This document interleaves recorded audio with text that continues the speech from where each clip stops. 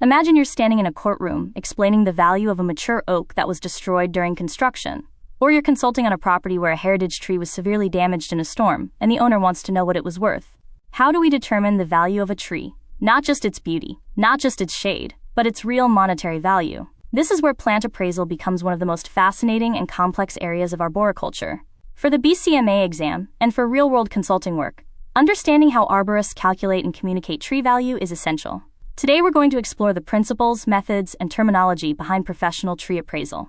And by the end of this chapter, you'll understand how arborists translate living trees into defensible economic valuations. In this podcast, we're going to explore the appraisal process used to determine the appraised value of trees and landscape plants. We'll discuss how arborists collect both qualitative data and quantitative data to estimate value. We'll also examine the major valuation approaches used in arboriculture, including the trunk formula technique, cost compounding technique, and various income-based approaches like direct capitalization and discounted cash flow analysis. Along the way, we'll explore concepts like depreciation, replacement cost, contributory value, and the principles that guide professional appraisal.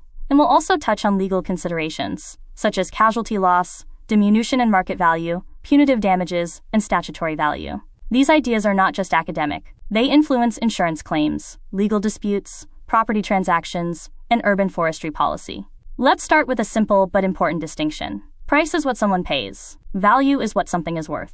A retail price in a wholesale market or retail market reflects what buyers and sellers agree on at a particular time. But appraisal is different. An appraisal is a professional opinion of value, developed through a structured appraisal process. The result of that process is called the assignment result, which is the final value conclusion supported by data and analysis. In arboriculture, plant appraisal is the discipline used to determine the monetary value of trees and landscape plants. That final figure is called the appraised value. But for an appraisal to be credible, it must demonstrate both accuracy and precision. Accuracy refers to how close the estimate is to the true value. Precision refers to how consistently measurements and calculations are performed. Professional appraisals follow established standards, ethical guidelines, and recognized methods. Ethics are critical here. Arborists must avoid bias, follow sound methodology, and clearly document assumptions and limitations. Now let's talk about property. Trees can be considered personal property or part of real property, depending on the context. Real property includes land and improvements attached to it. Real estate refers to the physical land and structures. Personal property typically refers to movable assets, like nursery stock or merchantable timber that can be harvested. In some cases, trees may be involved in real estate appraisal when their presence affects the market value of a property. This brings us to fair market value. Fair market value is the price a willing buyer and willing seller would agree upon in an open market without pressure. The market itself reflects supply, demand, and perceived benefits. Trees contribute many benefits to property. These include ecosystem services such as cooling, air purification, stormwater interception, and energy savings. In some contexts, we may assign ecosystem value to quantify these services. Sometimes this is considered public interest value when the benefits extend beyond a single property owner.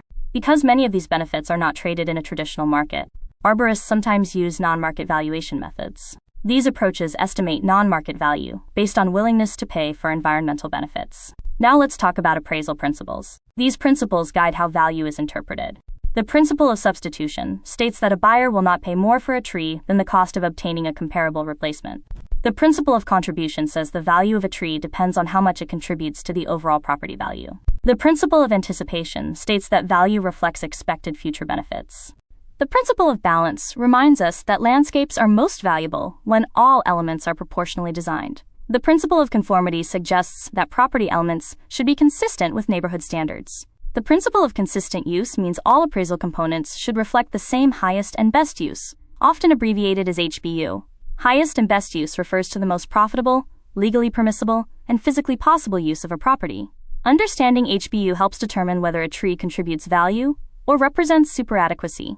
Superadequacy occurs when a landscape feature exceeds what the market expects, and therefore may not add proportional value. Now let's shift to measurement. One of the most common measurements used in tree appraisal is diameter at breast height, or DBH.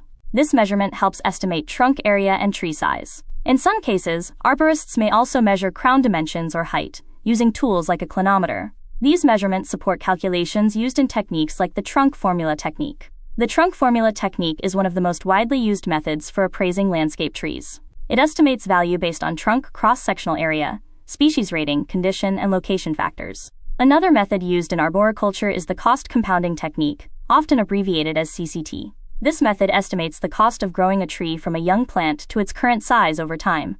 The calculation includes planting cost, maintenance cost, and compounding growth investment. These approaches are part of the cost approach to valuation.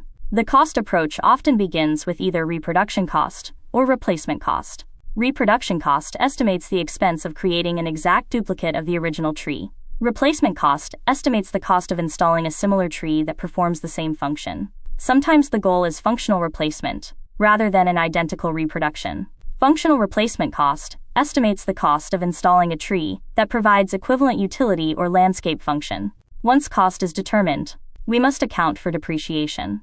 Depreciation reduces value due to physical deterioration, functional limitations, or external limitations. Physical deterioration includes structural defects or declining health. Functional limitations occur when a tree no longer performs its intended role effectively.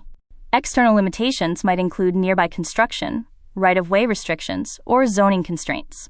When depreciation is applied to reproduction cost, the result is depreciated reproduction cost. This reflects the current condition and remaining life expectancy of the tree. Field-based arborist examples. Imagine you're inspecting a mature tree damaged by construction equipment. The trunk was struck, causing significant injury. If the damage represents a partial loss, the appraiser may calculate a monetary reduction based on lost trunk area or canopy function.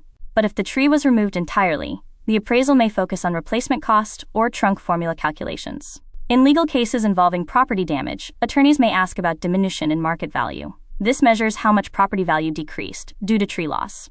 In some cases, damages may also include compensation for ecosystem services or aesthetic value. In severe cases involving negligence, courts may award punitive damages beyond basic compensation. This is why accurate documentation and ethical appraisal practices are so important. Diagnostic thinking for arborists. When performing an appraisal, arborists must carefully collect both qualitative data and quantitative data. Quantitative data includes measurable variables such as DBH, height, crown spread, and condition ratings. Qualitative data includes factors like species desirability, landscape importance, and historical significance. For example, a heritage tree may carry additional public interest value due to cultural or historical significance.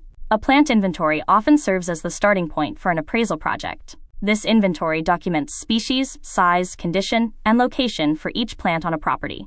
During analysis, appraisers must also acknowledge limiting conditions, general assumptions, and hypothetical conditions. Limiting conditions describe constraints affecting the appraisal. General assumptions outline accepted facts used in the analysis. Hypothetical conditions describe situations assumed for analysis, even if they are not currently true.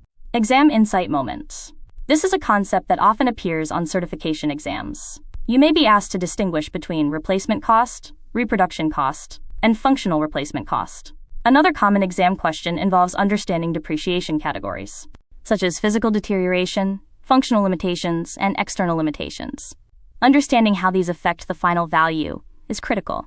Income and timber valuation. Not all tree valuation involves landscape trees. In forestry or timber contexts, the income approach may be used.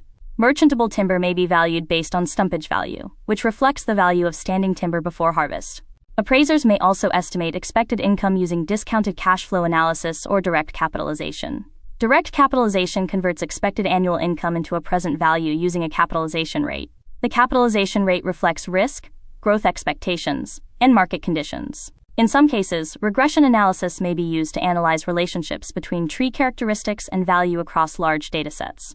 Markets and data sources. Tree values are influenced by different market levels. The wholesale market involves growers selling plants to retailers or landscape contractors. The retail market involves plants sold directly to consumers. Retail price often differs significantly from wholesale price due to transportation, installation, and markup costs. Arborists must understand these market differences when estimating cost or value. Sometimes values are estimated through extrapolation when exact market data is unavailable. However, extrapolation must be used carefully to maintain appraisal accuracy. Rights and land use considerations. Trees are often affected by land use restrictions. An easement may limit how land can be used. A right-of-way, or RO, may restrict planting or maintenance activities along utilities or transportation corridors.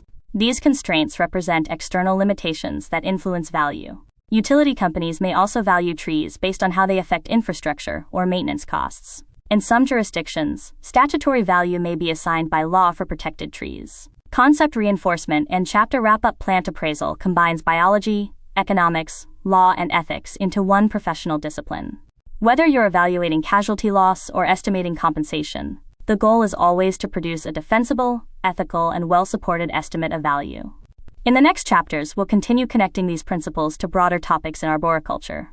You've been listening to the Arborist-podcast. Our goal is to grow our collective knowledge, one domain at a time, and we're glad you're here for it. If you enjoyed the show, please like, share, and subscribe to help us keep this momentum. Until next time, let's keep growing this community together. We'll see you in the next one.